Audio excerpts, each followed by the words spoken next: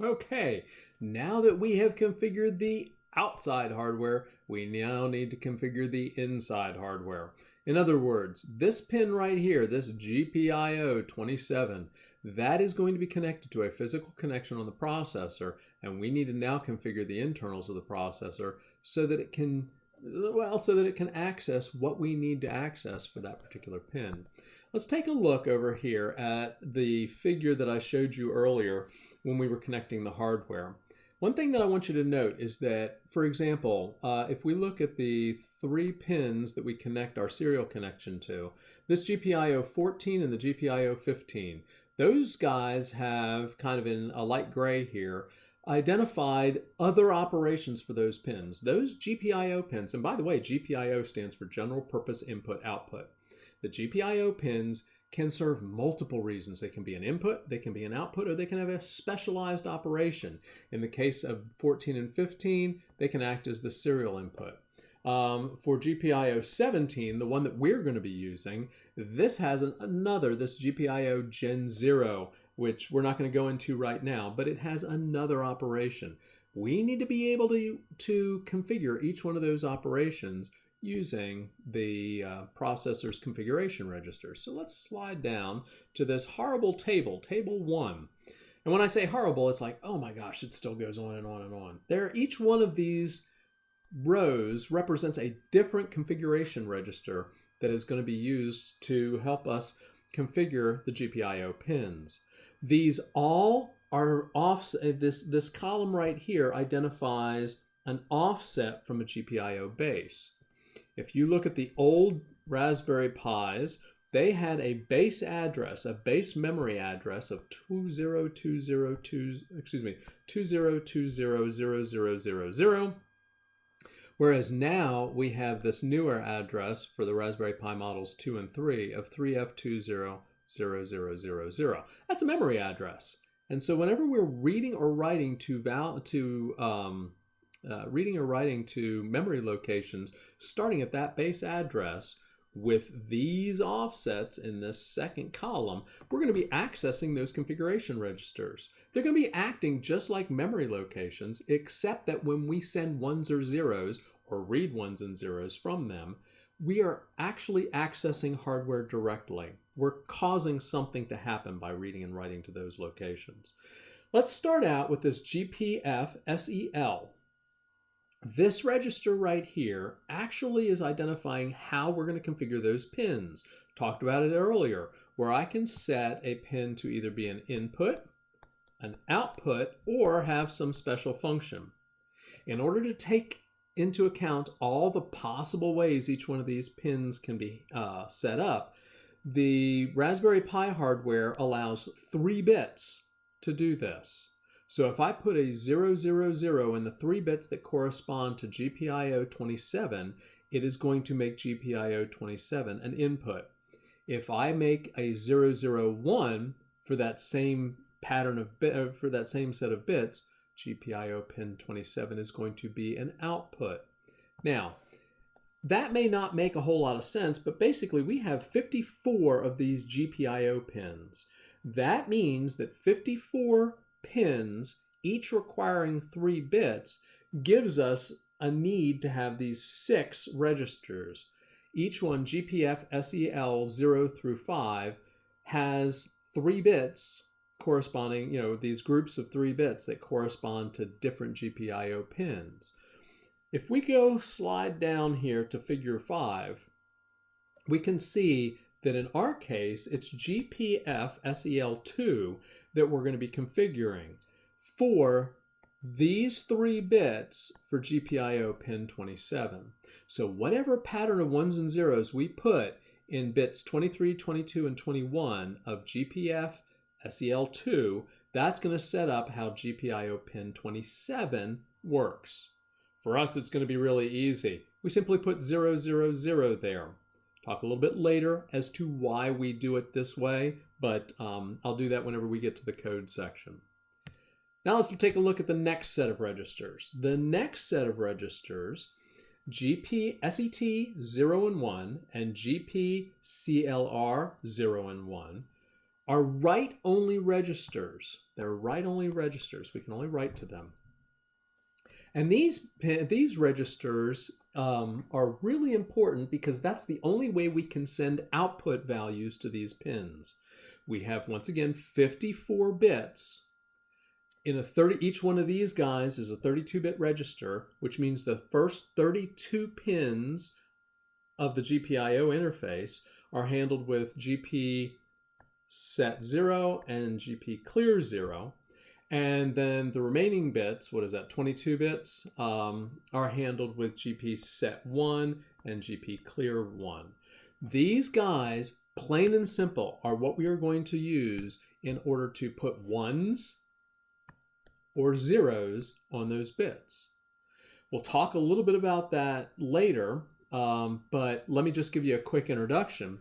Whenever you were in 2160, you probably learned that in order to clear or set bits, you had to first read a register, then you had to do some sort of a bitwise operation, and then you had to do a write back to that register. That was the process that you did.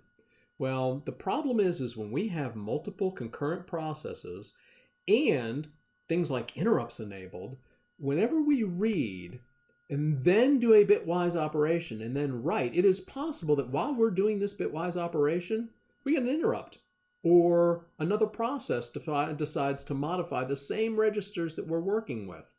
Well, if an interrupt service routine modifies it while we're doing the bitwise operation, we've got old data. They've updated it, we've got the old data, and when we write, we're going to stomp on whatever it is that they had generated. So, whenever it comes to clearing or setting the bits in these registers, we need to have a 1 in the bit positions that we want to clear. For GP set, we need to have a 1 in the bit positions that we want to set. And when we write to these guys, what we're going to do is we're going to put 1s in the bit positions to clear. Just one simple write, one simple store. We load a value, we load a constant into a register, store it, and we're not going to modify any other bits. Any of the positions where there are zeros, those bits are going to be left alone. Only the position where we have a 1 is it going to be either set or cleared.